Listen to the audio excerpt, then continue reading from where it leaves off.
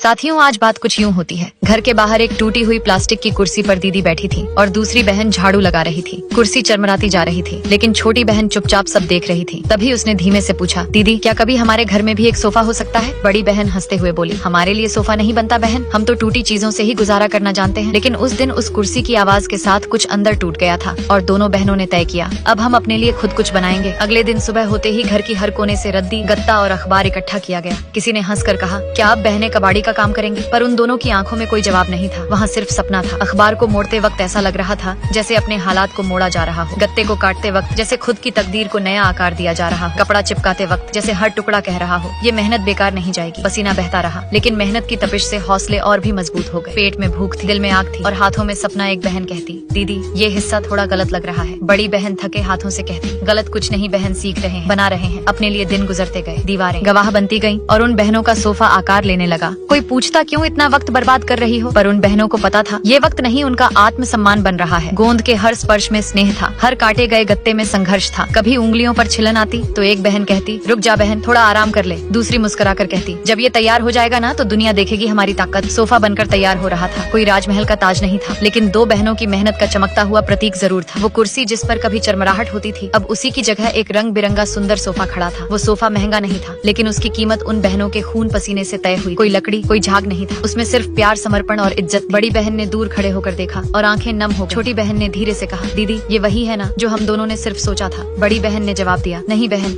ये सिर्फ सोफा नहीं, ये सबूत है कि हम टूटे हालात से भी जीत सकते हैं। बिना शिकायत के, बिना सहारे के, सिर्फ अपने दम पर। वो एक साधारण सी दोपहर, पर उस दिन उन्होंने साबित कर दिया कि दो बहनें अगर ठान लें तो कचरे से भी इज्जत गढ़ सकती हैं। अब वो सोफा एक राजा की गद्दी से कम नहीं था, पर उससे भी बढ़कर वो उन बहनों की खुद की बनाई हुई पहचान था। अब साथियों, अब दोनों बहनों की सुबह वाली वो टूटी कुर्सी बनकर कंप्लीट होने वाली है, एक रॉयल सोफा की शक्ल में, जिसे सिर्फ हाथों से नहीं दिल से बनाया गया है। मगर उसे देखने से पहले रुक जा बालक, मुझे लगता है आज तेरे घर में कोई जल्दी खुशखबरी आने वाली है। तू चाहता है तेरी माँ इस जन्म में 100 साल जिए, तो बस अपनी प्यारी माँ के लिए एक लाइक और चैनल को सब्सक्राइब कर दे। कमेंट बॉक्स में लव यू माँ लिखकर जरूर जाना। साथियों, लास्ट में दोनों बहनों ने मिलकर कितनी सुंदर सोफा वाली कुर्सी बना दी।